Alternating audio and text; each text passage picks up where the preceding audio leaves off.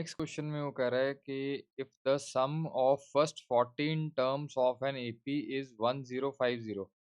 Some of 14 terms हमें 1050 दे रखा है, ये हमने गिवन में लिख दिया। And it's first term is 10।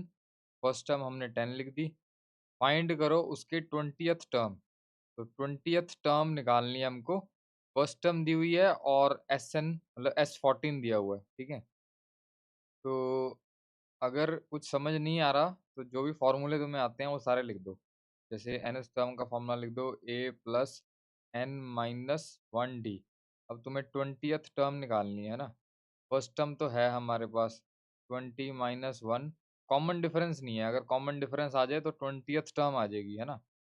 Common difference कहाँ से आएगा, जो कुछ गिवन है वहीं से आएगा। तो अब इसमें लास्ट टर्म के बारे में तो कुछ दिया नहीं हुआ। तो n/2 A+L first term plus last term, ये वाले फॉर्मूले की तो फिर जरूरत नहीं है।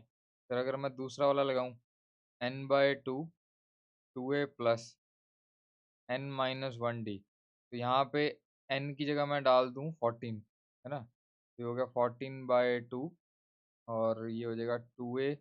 A है हमारे पास, N भी है और सब कुछ है। S14 भी है हमारे पास 1050, है ना। तो वहां से फिर हम D निकाल लेंगे। यानी कि जो गिवन है उसी से कुछ निकालेंगे ना, तभी हमारे पास डी आएगा और डी आएगा तो ये 20th टर्म आएगी, ठीक है। तो ये अप्रोच है इसकी। तो डी हम इस वाले फॉर्मूले से निकाल लेंगे। तो ये एक बार रफ वर्क मैंने ठीक से लिख दिया। nth टर्म का फॉर्मूला लिखा, वही जो अभी समझाया मैंने। तो A 20th टर्म जो है हमको निकालनी है, तो डी चाहिए हमको। तो यहाँ पे एस एन का फॉर्मूला लिखा है, वही सेम जो अभी समझाया था।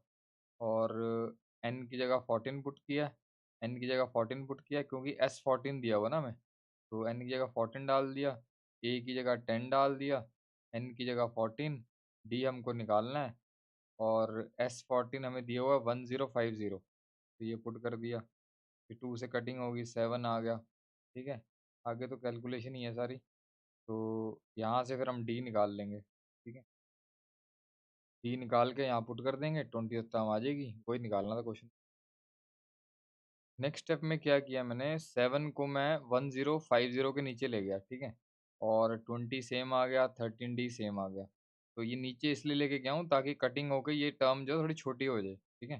कैलकुलेशन ईजी हो जाएंगी, जल्दी हो जाएंगी। तो ये डिवाइड करेंगे तो 150 आ गया। 20 + 13D सेम लिख दिया। नेक्स्ट स्टेप में 20 इसके साथ माइनस कर दिया 150 से, तो आ गया 130। 13D सेम आ गया। तो यहाँ से हमारे पास डी कितना आ गया, डी आ गया 10, है ना। तो अब हमें निकालना था 20th टर्म ना।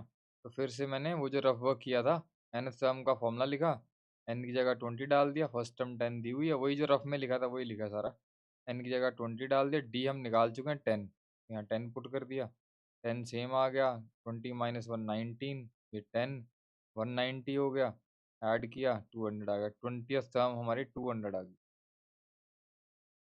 लास्ट में लिख दो, 10 20th term of given AP is 200। That's